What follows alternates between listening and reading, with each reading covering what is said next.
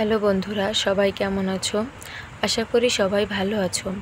তো আজকে আমি আলোচনা করব চতুর্থ শ্রেণীর গণিত বইয়ের অনুশীলনী 7.4 এর 86 পৃষ্ঠা। তো এই পৃষ্ঠায় তোমরা দেখতেই পাচ্ছ 4টি অঙ্ক আছে। তবে এবার পরীক্ষার জন্যই 4টি অঙ্কই খুবই গুরুত্বপূর্ণ। তো আমি চেষ্টা করব খুবই সহজ এবং সাবলীল ভাষায় অঙ্কগুলো আপনাদের বুঝিয়ে দেবার। তো প্রথমে প্রশ্নটা পড়ি।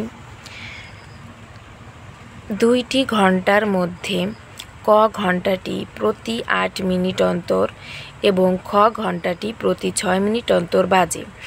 ঘন্টা দুইটি দুপুর 12টায় একত্রে বাজে এবং পরবর্তী কোন সময় ঘন্টা দুটি একত্রে বাজবে। তো প্রশ্নটা হচ্ছে যে দুইটা ঘন্টা, একটা ঘন্টা প্রতি 8 মিনিট পর পর বাজে এবং আরেকটা ঘন্টা প্রতি 6 মিনিট পর পর বাজে। তো দুপুর 12টায় একত্রে বাজে এবং পরবর্তীতে ঘন্টা দুইটি আর কখন একত্রে বাজবে। তো এই অঙ্কগুলো হচ্ছে মূলত লসাগু গসাগুর। তবে আমাদের শিক্ষার্থীদের অনেক সময় সমস্যা হয় যে তারা বুঝে উঠতে পারে না কখন লসাগু করবে এবং কখন গসাগু করবে। তো হয় অনেক সময় বইতেই যে প্রশ্নগুলো আছে এগুলো হুবহু না দিয়ে একটু ঘুরিয়ে দেয় বা সংখ্যা পরিবর্তন করে দেয়, বিভিন্নভাবে দিতে পারে। তখন শিক্ষার্থীদের বুঝতে সমস্যা হয় যে আমরা এটা কী করব। তবে যে কোনো নিয়মেরই বা সমস্যারই একটা সাধারণ রুলস থাকে, সেটা হচ্ছে এখানে যে যদি ঘন্টার অঙ্ক থাকে সেটা যেভাবেই হোক না কেন, ঘন্টার অঙ্ক থাকলেই সেটা লসাগু করতে হবে। এটা হচ্ছে একটা ধরাবাঁধা নিয়ম যে ঘন্টা থাকলে সেখানে কখনোই গসাগু করা যাবে না, সেখানে লসাগু করতে হবে। এটা অন্য কোনো কিছু আর করা যাবে না, ঘন্টা থাকলেই বুঝতে হবে লসাগু। তাহলে চলো আমরা অঙ্কটা দেখে আসি। আসলে আমিও অনেক স্টুডেন্ট পড়াই, তো তাদের পড়াতে আমি এই প্রবলেমটা ফাইন্ড আউট করতে পেরেছি যে তাদের এই লসাগু কখন করবে গসাগু কখন করবে সেটা বুঝতে তাদের সমস্যা হতো। তো যখন আমি এভাবে বোঝালাম যে ঘন্টা থাকলেই সেখানে লসাগু হতে হবে, তখন থেকে আর তাদের প্রবলেম হয় না। তাই আমিও চেষ্টা করলাম সেভাবে কথাগুলো আপনাদের বলার।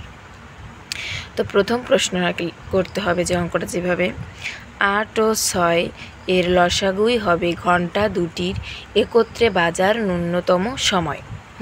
এবং আরেকটা কথা, একটা ইনফরমেশান বলতে গেলে সেটা হচ্ছে কিছু নিয়ম আছে, যেমন ঘন্টার অঙ্ক থাকলে এবং যদি কোনো প্রশ্নে ক্ষুদ্রতর বা ক্ষুদ্রতম বা সবচেয়ে ছোট কি বললাম, সেটা হচ্ছে ক্ষুদ্রতম, সবচেয়ে ছোট, এই কথাগুলো যদি কোনো প্রশ্নে থাকে তাহলে অবশ্যই সেখানে লসাগু করতে হবে।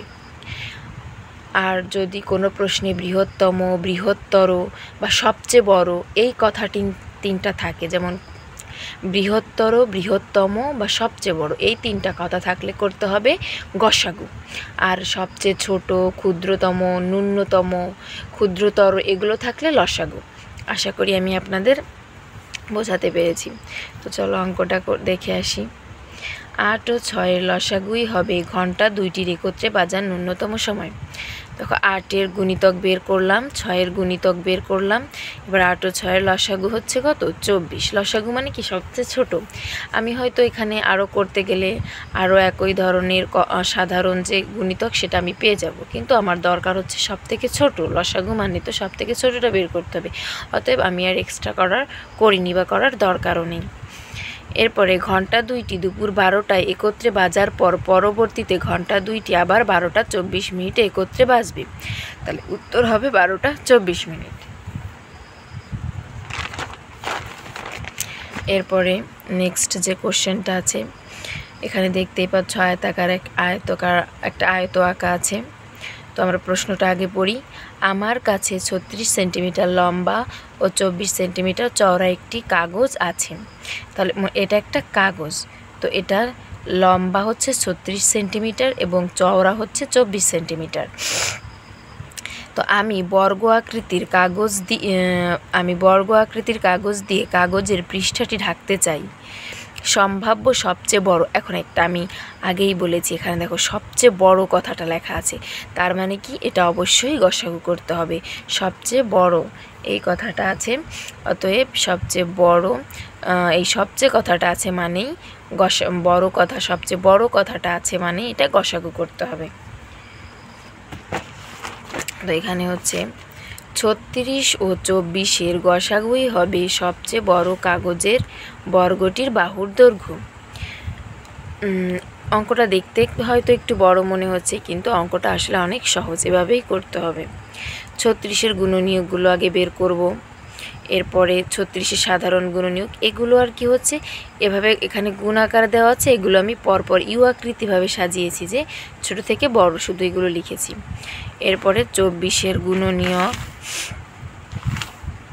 24-এর যে গুণনীয়কগুলো আছে আমি এখানে লিখে দিয়েছি এবং এই যে এখানে সাজিয়ে লেখা হয়েছে। এবার 36 আর 24-এর যে সাধারণ গুণনীয়ক, সাধারণ কথাটা তো বোঝো যে সংখ্যাটা সবার ভিতর আছে, মানে কমন নেওয়া বোঝায় যেটাকে, তাহলে এটা সবার ভিতরই আছে, সেগুলো হচ্ছে সাধারণ গুণিতক। যেমন 1 এখানে আছে, এখানেও আছে, 2 এখানে আছে, এখানে এই যে সংখ্যাটা সবার দুটোর ভিতরেই থাকবে সেটাই হচ্ছে সাধারণ। এখানে 3 আছে, এখানে 3, 4, 4, 6 এবং আছে 12।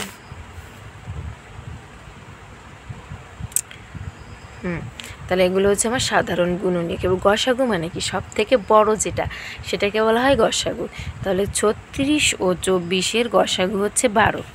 অতএব সবচেয়ে বড় কাগজের বর্গটির বাহুর দৈর্ঘ্য 12 সেন্টিমিটার। উত্তর হবে 12 সেন্টিমিটার।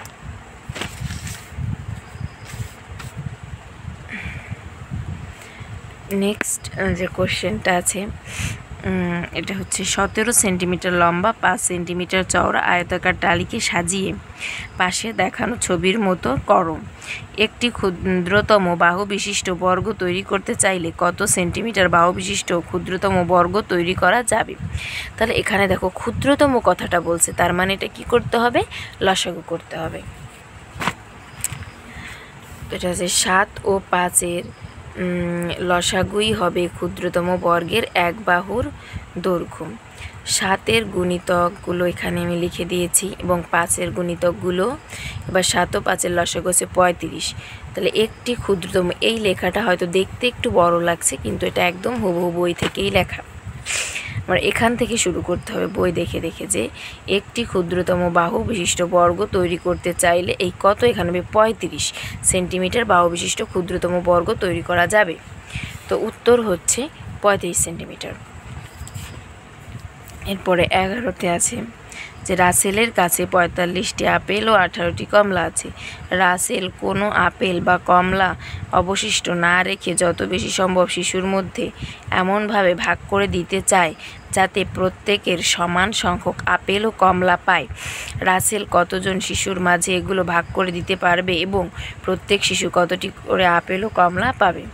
তাহলে রাসেলের কাছে 35টি আপেল আছে এবং 18। এখন বলছি বেশি বলছে কথাটা, তার মানে কি এটা আমার অবশ্যই গসাগু করতে হবে। এখানে 3টা উত্তর চাইছে, একটা হচ্ছে শিশুর সংখ্যা আর প্রত্যেকে কয়টি করে আপেল এবং কমলা পাবে। তাহলে 45 ও 18-এর লসাগুই হবে শিশুর সংখ্যা। 45-এর গুণনীয়কগুলো লিখেছি আমি,